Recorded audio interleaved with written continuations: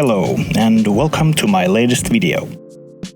This time we'll take a look at the origins and history of Mendor, the royal family physician. If you're a fan of He-Man but don't remember Mendor, that's alright. He originated in the modern comics by Mattel and DC during the 2012 to 2016 run. Quick side note, in the new continuity depicted in these comics, they threw away the secret identity aspect, so characters know He-Man is really Prince Adam. Before jumping into the video, my name is Jukka, and I've been a fan of He-Man and She-Ra since I was a kid, and I'm also fortunate enough to work on the brand officially in various capacities. If you like my content about Masters of the Universe origins, histories, and behind the scenes, remember to like and subscribe so you won't miss out on future updates. Now, back to the video.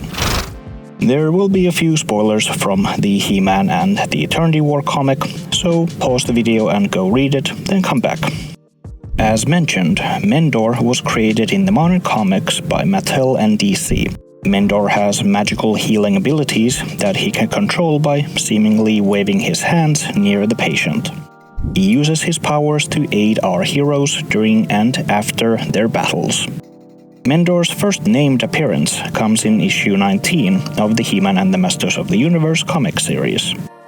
The story is told as a flashback from 12 years ago, when Prince Adam manages to tap into the power of eternity without even realizing it, freezing time in his efforts to save his father, who is stuck under the rubble of a crashed Wind Raider. After the Sorceress and Zodak debate on the matter of what to do in this situation, stating that King Randor was meant to die in this moment.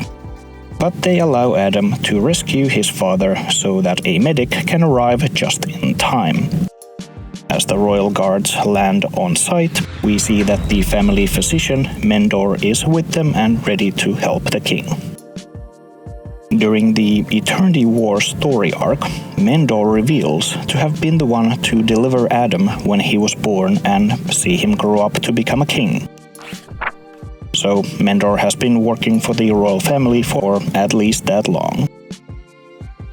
In the previous story arc, King Hiss had been banished away by the goddess entity, represented here as a glowing ball of light, and Teela had become the Sorceress of Serpos. So the Snake Men now followed her.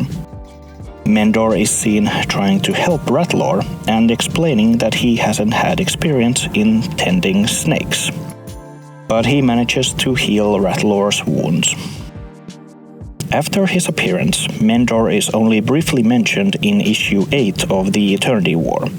Adam is in a bad shape, coughing a lot, so Teela recommends that he should let Mendor take a look at him. But Adam merely responds that Mendor will simply tell him he needs bed rest and offer noxious herbal tinctures. After this issue, it is actually revealed that Adam has been consumed by King Hiss, who is controlling him and briefly even wears a familiar-looking vintage armor on him as they march against Hordak. But the reason Hiss is coughing is because Adam is still inside, alive and resisting.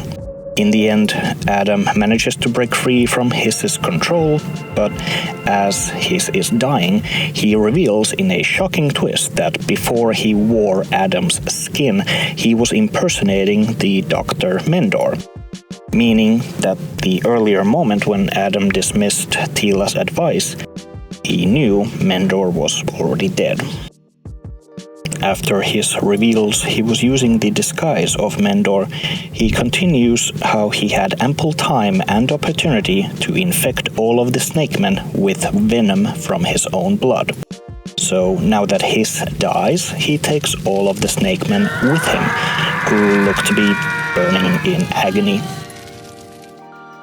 And looks like that is the end of Mendor in these comics. I tried looking if he were among the dead spirits that Skeletor summons, but didn't find him. Some weird Finnish dude somehow did manage to sneak in there. Hello there. Though, remember how I said that his first named appearance was in issue 19? He actually appeared much earlier than that, and you may have missed him. In issue 2, Teela is injured after a fight against Despara when the Horde invades the royal palace. The heroes regroup at Castle Grayskull, and while Teela is annoyed that someone like Mechanic survived, she is getting treatment from none other than Mendor. According to Rob David, the character was only referred to as a mage in the script at the time. His design was created by the artist Pop Man, and I confirmed with Pop that the choice of Mendor's skin color came from Mattel. I even tried asking Pop about the symbols on Mendor's forehead because they looked like 3 exclamation marks, but he said he didn't remember the details. In the few panels of his first appearance, Mendor helps Teela with her leg, advising her to stay off of it for a while. Rob David continued to confirm that he was looking to use a character that King Hiss could impersonate before taking over Adam's body.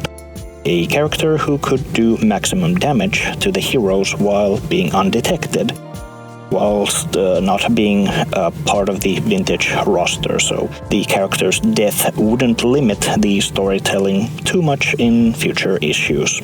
I thought a doctor character would be perfect, so I named Pop's design Mendor and wrote him a backstory.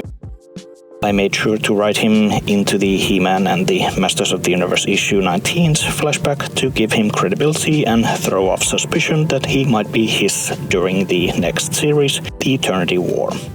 When naming the character, Mr. David did confirm that he was not aware of the UK club member names, where kids could join the Masters of the Universe club and were assigned a name based on what letter their real name started with. So, kids with names beginning with an A would get the name Axor, or K got Kalon, and in the case of anyone whose name began with the letter M, they would be called Mendoc.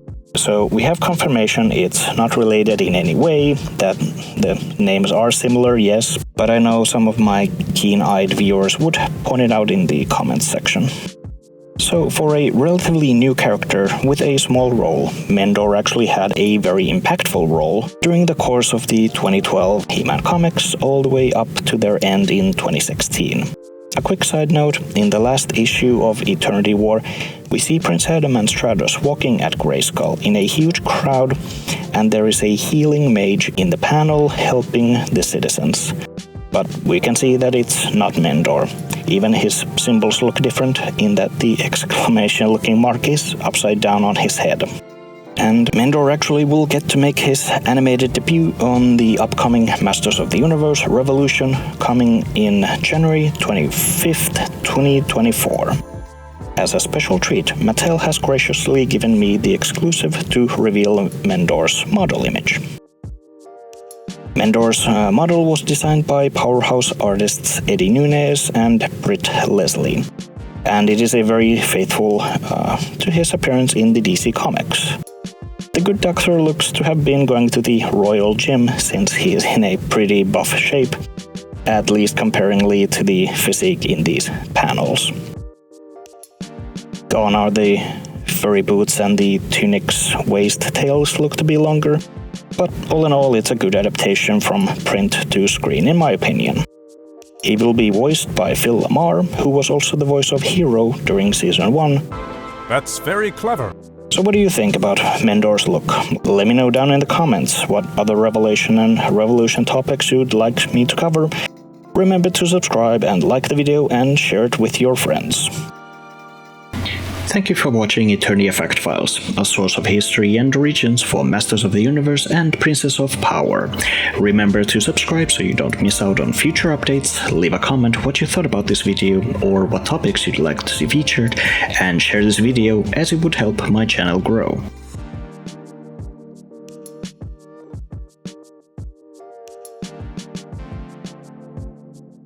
My name is Jukka and I wish you good journey.